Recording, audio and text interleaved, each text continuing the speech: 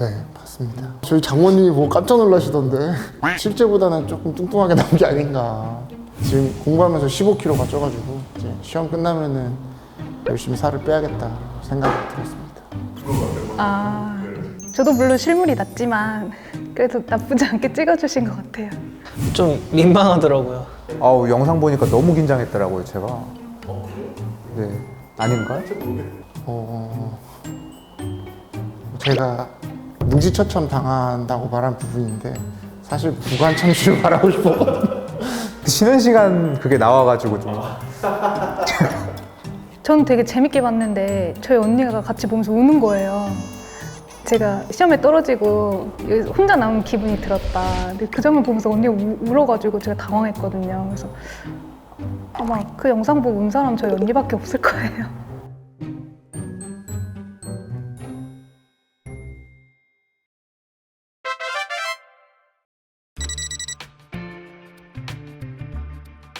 안녕하세요. 3주간 떨어져 있다가 또 이렇게 다시 보게 됐습니다.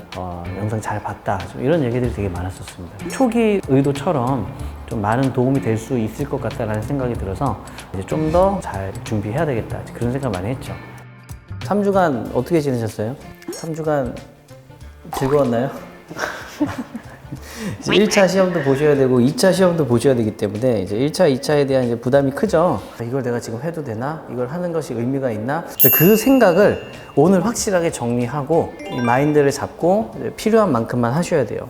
조금 불안감이 적다는 점? 사실 혼자 했다면 조금 불안감이 많았을 것 같은데 저는 지금 굉장히 편안하거든요. 혼자 공부할 때에 비해서는 엄청 적은 것 같습니다.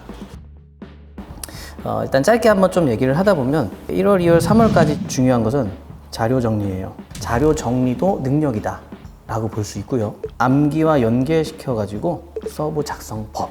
그러니까 서브라는 것은 짧게 요약해 놓은 거잖아요. 요약해 놓은 것을 내가 외운다라고 생각을 하죠. 이게 수동적인 서브고요. 능동적인 서브는 내가 공부를 해서 짧게 끄적끄적이죠. 그럼 그게 서브가 되는 거예요. 암기한 것을 연습하면서 자연스럽게 서브가 만들어지면서 이 서브는 100% 내 머릿속에서 나온 거기 때문에 내가 자유자재로 쓸 수 있는 거예요. 근데 남이 만들어 놓은 서브를 내가 외우면 수동적으로 거기에 끌려가는 거죠. 그래서 이 방법을 정확하게 알고 공부를 해야 되는데 대부분 힘들어하고 귀찮아해가지고 안 돼요.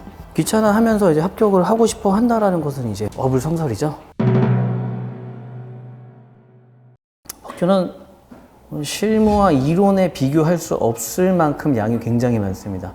이렇게 정리된 표가 있다는 것만으로도 굉장히 좋죠. 정리를 해놓고 있으면 쉽게 중요한 쟁점도 찾을 수 있겠죠. 정리를 하는 방법이 있습니다. 그래서 우리가 오늘 시험을 봤어요. 시험 문제가 이렇게 되어 있죠. 그러면 이제 이 6개의 쟁점에 대해서 각각 써야 되겠죠. 근데 풀이하는 순서가 정해져 있어요. 기본 목차를 쓰고 관련된 개념과 판례를 압축하여서 쓰고 그 다음 키워드를 쓰고 각 쟁점에 관련된 주제를 간략히 쓰는 거죠. 얘가 쟁점 취지가 되는 거예요. 그래서 이 취지를 아느냐 모르느냐가 개인의 공부 실력과 굉장히 밀접한 관련이 있습니다. 그때 사실 제가 작년에 보고 처음 답안지를 쓴 거였어요. 그래가지고 너무 부끄럽더라고요, 제 실력이. 그래서 사실 오늘은 좀 준비를 해봤거든요. 근데 전혀 다른 문제를 또 내셔가지고 이게 진짜 실전이구나 또 다시 그런 생각했습니다. 첫 페이지에 1, 2를 쓰고 뒷면에 3, 4, 5, 6을 쓰라 그랬어요. 그러면 이렇게 해서 이렇게 그리고 여기도 이렇게 선을 그어야 돼요. 이렇게 해가지고 내가 쟁점 여기 1 그리고 이제 주제를 쓰겠죠. 이렇게 쓰고 나서 뭐부터 쓰라 그랬어요? 목차부터 쓰라 그랬죠. 그럼 여기다가 1, 유형, 해결 이렇게 되겠죠. 저는 남들한테 보여지는 걸 의식하지 않고 쓴다는 게 약간 장점이자 단점이라고 생각했어요. 근데 특히 오늘처럼 이렇게 같은 내용을 쓸 때는 형식이 중요하다는 게 맞는 말이니까 뭔가를 보충해야 된다는 걸 확실히 더 느꼈고. 서브를 만들어야 돼요 이렇게 물어보는 사람 되게 많거든요. 자기는 서브를 만들지 않고 그냥 있는 거에 덧붙여서 사용했다라고 말을 하거든요. 그것도 결국에 자기가 만든 거예요. 덧붙이는 순간 자기가 만드는 거죠. 그러니까 결국에 그 사람도 만든 거지만 뼈대 자체를 남의 걸 빌려서 썼기 때문에 그 사람은 서브는 굳이 안 만들어도 된다라는 표현을 하는 거예요. 하지만 본질적으로 본인이 자기 걸로 만들기 위한 노력을 했다는 것은 똑같다는 것이죠. 시간이 없다는 것은 이해할 수 없어요. 수험생이 공부하는데 왜 시간이 없어요? 공부가 전업인데. 수험생이 시간이 없다라는 거하고 평가사가 바쁘다는 거하고 이렇게 두 가지는요, 진짜 세계 2대 거짓말이 아니다. 전체적으로 훑어봐야 된다는 생각이 좀 있었다면 평가사님 말대로 그 부분을 계속 반복해서 누적으로 암기를 하면 그게 결국엔 머리에 남아서 체화가 되기 때문에 그런 식으로 마인드셋이 많이 바뀌었고 1차 재밌다 약간 좀 네, 그쵸. 재밌더라고요. 한번 해봤다고 이거 좀 된다. 근데- 이거 방심하면 큰일 나겠다. 전 부언론이 생각보다 어려워가지고 맞아. 그래도 60은 넘잖아요. 부모님. 그렇긴 한데 저는 솔직히 그게 불안한 거예요. 네 맞아요. 60만 넘어. 80점대 정도는 나와줘야. 근데 경제가 근데 우리 이제 2차 실무 이론 복교가 있는데 이론은 공부를 어떻게 하면 좋을까요? 저는 기본서만 계속 회독하면서 목차랑 키워드만 외우고 있어요. 목차만 이제 종이에 쓰고 그 안에 들어갈 내용을 이제 머릿속으로 생각하고 거의 다 비슷비슷하죠. 키워드 정리하고 답안지에 목차 현출하는 그런 정도가 이제 가장 기본이 된단 말이에요. 그러면 내가 기본 이론서를 본 상태에서 기출문제를 봤을 때 기출문제가 다 풀리던가요? 가려면 키워드를 많이 뽑아내야 되는데 기본 내용을 쓰라는 문제는 요새 잘 안 나오잖아요. 물어보는 포인트를 정확하게 짚은 다음에 그 목차 구성의 흐름을 물어보는 거에 원하는 형식으로만 해주면 돼요. 그걸 창의적으로 연습을 해야 되겠죠. 그래서 좀 창의적인 목차를 쓸 수 있게 한번 평소에 해보지 않았던 걸 한번 해볼까 해요. 손흥민의 가치평가. 손흥민을 평가할 때 고려해야 하는 요소를 쓰시오. 한 10점. 저는 이제 손흥민 선수를 딱 평가할 때 약간 어떻게 보면 축구 선수의 연봉을 평가하는 거니까 연봉의 가치도 우리가 평가할 수 있을까? 약간 이런 재밌는 생각도 들었고 좀 놀란 게 사람 평가 방법이면 좋겠다는 생각을 했었거든요. 왜 감정평가사라는 말을 누구한테 설명을 할 때 사람 빼고 다 평가하는 직업이라고 말을 하는 사람들이 많거든요.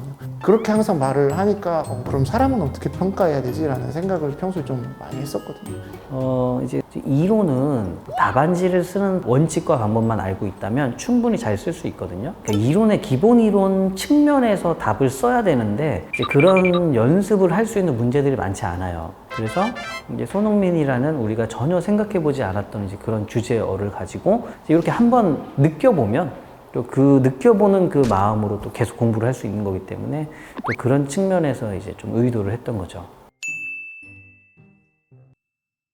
다 쓰셨나요? 우로 돌려 해서 목차를 한번 보겠습니다. 한 30초씩만 빠르게. 알아볼 수 있을지. 네.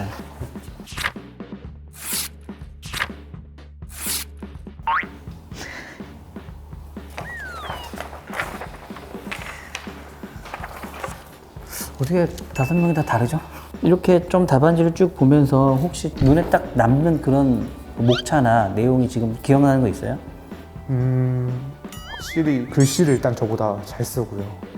짧은 시간에 쓱쓱 돌려서 봤나요? 저는 되게 깔끔하게 제가 바라는 답안으로 쓰신 분이 있어가지고 있어 보이는 목차로 형식을 잘 나눴다는 얘기죠? 손흥민 선수가 사람이잖아요. 사람한테만 적용될 수 있는 키워드들이 좀 재밌었던 것 같아요. 뭐 노화를 고려해야 된다.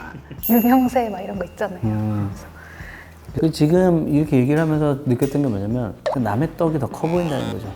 왜냐면 자기 자신이 쓰는 것은 저렇게 쓰는 것이 더 좋아 보인다라고 느낄 수 있는 거잖아요. 무언가 좋아 보이는 쪽으로 자꾸 내 답안을 바꾸려고 그래요. 근데 지금 얘기한 것처럼 누군가는 내 답안을 더 좋은 것으로 이렇게 생각을 하기도 하고 서로 이제 다 좋게 보는 거잖아요. 기본적으로 방향이 맞으면 다 좋은 답안이에요. 다음 시간에는 이 공부 방법론을 잘 마인드를 지키고 있는지 한번 또 우리가 만나서 가볍게 또 한번 테스트를 보고 그리고 또 이런 얘기를 또 나누면서 공부 방법을 또 설정해 보도록 하겠습니다. 자, 오늘 고생 굉장히 많으셨고요. 우리 3주간 또 열공 화이팅 하시고 3주 후에 또 뵙겠습니다. 자, 화이팅! 네.